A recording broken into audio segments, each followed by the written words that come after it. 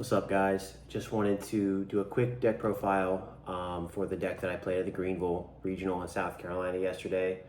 Had a 6-2 run, which is not amazing, but I wanted to talk a little bit about the actual deck itself and the tournament experience.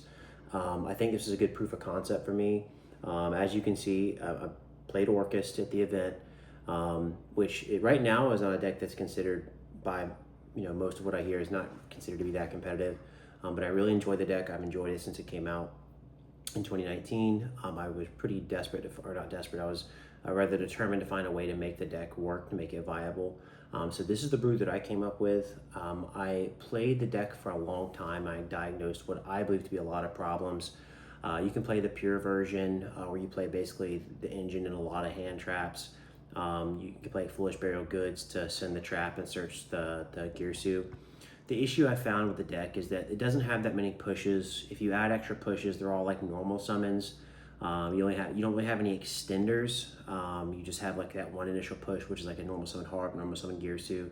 And if they have like a single Ash, Veil, or Imperm, usually your turn is just like pass with hand traps and hope that you don't lose. Or even if they don't have an Ash or something on your Harp, one nib just kind of cooks you. I didn't like those versions of the deck, so I wanted to play a deck that had other engines that basically bait out interactions before you commit any Orcust names, but also allowed you to have extenders when your initial push gets stopped. So that's kind of what I have here today.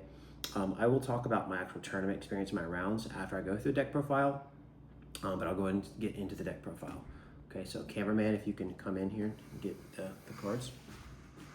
All right, so obviously we'll start with the main deck, 40 card main deck. One of the main issues with Orcust is consistency.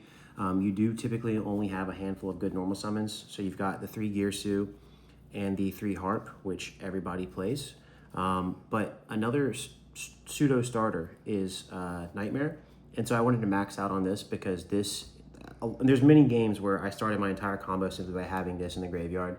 I'm gonna go through my logic and my theory in this deck profile as I go through it. But this is another way to basically extend and start your combos, even if you don't have access to a normal summon. We played 1 Skeleton, 1 Crown, 1 Wand, and 1 Sirius. I would not cut this card. This card is actually super important because it lets you get your own Endel Gearsu into the graveyard on your opponent's turn to make sure you can use the interruption effect. And then just randomly being able to quick effect pop something is very important. Just like if you have to like make a half ward through Fua, sending this on your opponent's turn, or like if you get like Dark Below No More, like having this is like something that you can summon through interaction to better interact on your opponent's turn is very, very good. So I would not cut this because you can actually even summon this during the damage step as well. To round out the rest of the Orcust engine, I did play the field spell, obviously. Now, this is the decision I think that is gonna set my deck list apart here. I did play 3 Return.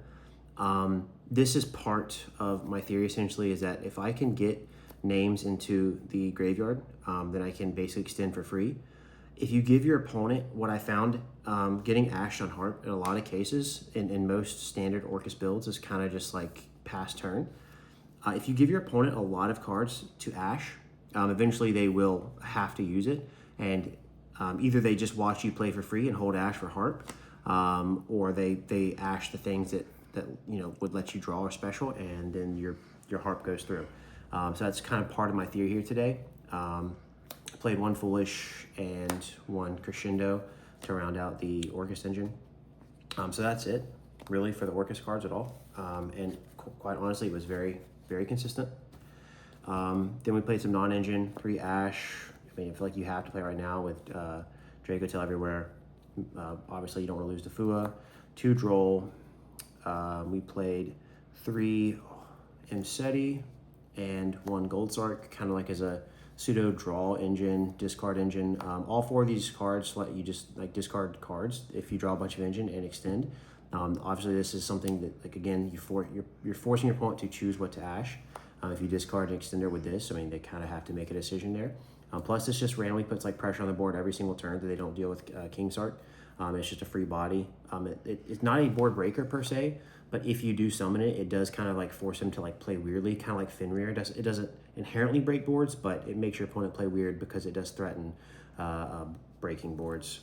Also, like something that's cool about this card, into the Radiant Typhoon or the Draco Tail matchup, if they randomly pop something, they always have to like think about like this, like just something that you get to automatically remove a card on their field. They always kind of have to play awkward around it. Then we played one called by for the non-engine. And then for the rest of the quote-unquote non-engine, we just basically played the Fiendsmith package. I wanted my non-engine to basically be cards that going first or second, they gave me more value than just like, another hand trap like an Imperm or a Veiler or an Impulse. I wanted them to be cards that basically apply pressure every single turn. And so going first, obviously these set up a lot of pressure in the sense that they threaten a High King Caesar or a Desiree, sometimes both, depending on your hand. And like going second, these cards essentially break boards, especially if you open them in multiples. You force your opponent to deal with these cards because of the pressure they can apply. These cards also let you draw a card because Necroquip is a card. And then playing like 3 copies of Saint, because most people simply play these cards, maybe not these exact ratios, but these are the only ones actually seeing the main deck. Playing 3 copies Saint, did not regret. This card was actually awesome all day. Like playing this many copies of like Fiendsmith cards lets you basically always have access to it, because if my math is right, this is like 11 copies of it, which is around like a 80-ish% chance of seeing one in your opening hand. So these were actually awesome all day. And then these cards are technically discard outlets. So you have these guys, you have the 3 Mseti and the 1 King Sark, as well as the Orchestrator Returns. All cards that let you basically discard cards out of your hand, or at least discard your Orcust engine out of your hand to act as extenders while committing other normal summons to the board or committing other plays to the board before you actually start pushing in your Orcust plays. So yeah, that's the main deck, 40 cards in the main.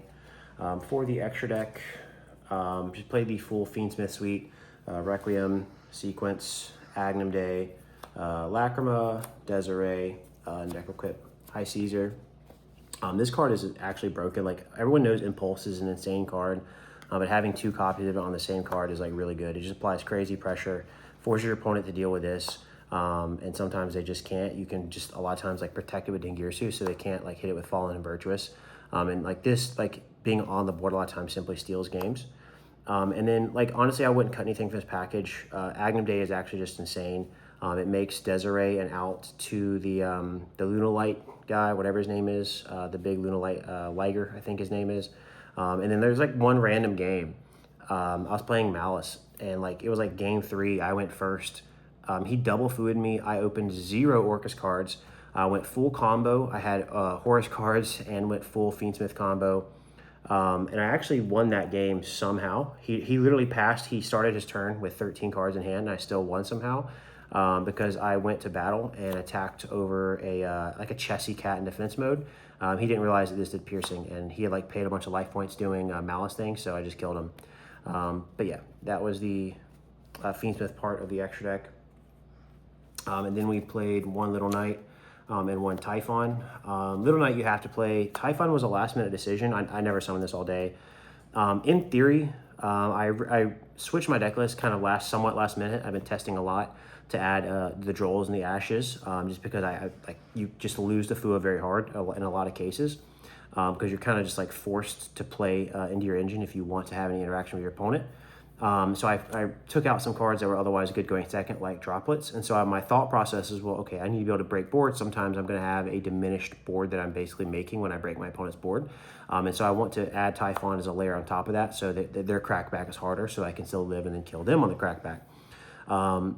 I took out, to play this card at the last minute, literally the day of, I took out Barricade Board Blocker, because Barricade Board Blocker is a card that basically protects your King Sark and your Field Spell from being popped by MST, Fallen the Virtuous, the Draco Tail cards, whatever. But it kept getting, basically, whenever I played, I realized it got hit by Drop It a lot, so I took it out. But the thing is, it also, if you're under like a Droll, lets you discard a card from your hand. Barricade Board Blocker does. So in hindsight, I should have kept it because it was an extender. My very first round of the day, I did lose because there was basically a hand that I was playing where if I could simply discard an Orcust Nightmare, I went full combo. So if I did play this deck again, I would definitely take this out and put the Barricade Board Blocker back in, because I had no problem breaking boards all day. And then for the Orcust cards, we just played the 1 Galatea Eye, 2 Galatea, 1 Long Girsu, 1 Inlo Girsu, 1 Ding Girsu. That's all you need for the extra deck. I do think you need to play 2 of this instead of just 1, but it's a very small extra deck package that you actually require, so everything else is pretty spacious. That's it for the extra deck. For the side deck, the deck already goes so hard going first. Most of these are geared towards going second. We play 3 Santa Claus. You can search this with Tract, which you can obviously search with Engraver.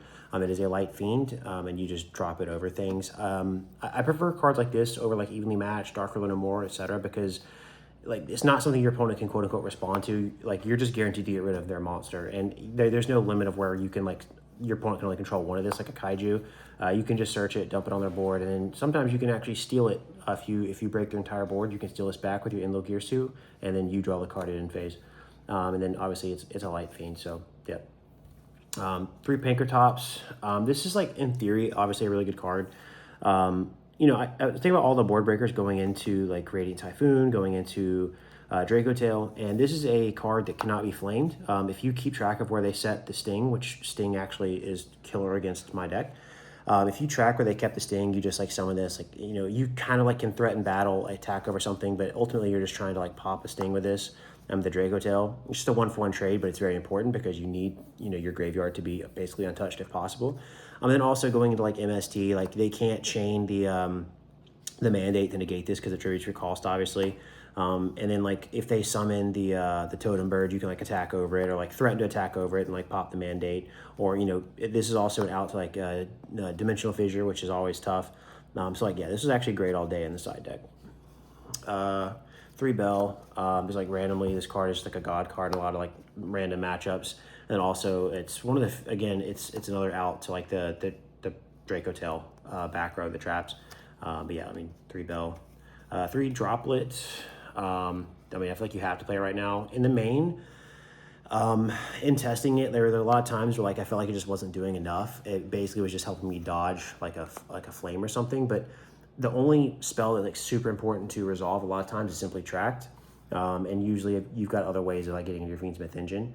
So I realized it wasn't, I felt it wasn't doing enough in the main deck, but I still wanted to have a copy of it because there are decks like K9 where you need to negate multiple cards on the board without them being able to respond and dump multiple cards out of your hand.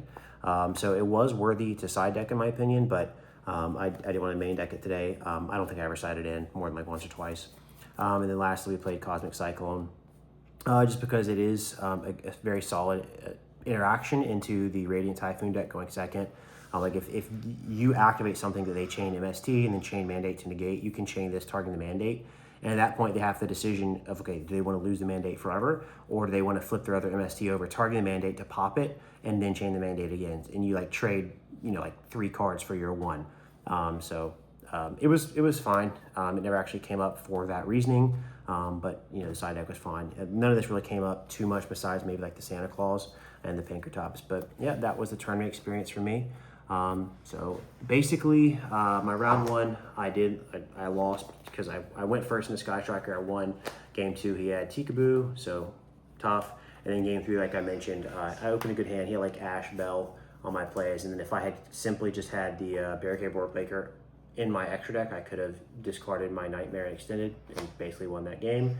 And then I won out the rest of the day. And then my last round, round 8, I played against Jibril. And I won the die roll, queued up for me.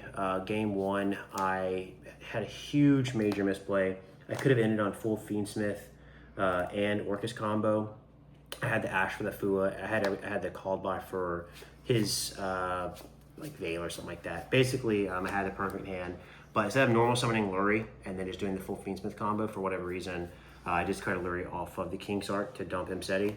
And yeah, huge misplay, and then he killed me after that. So I lost the last round.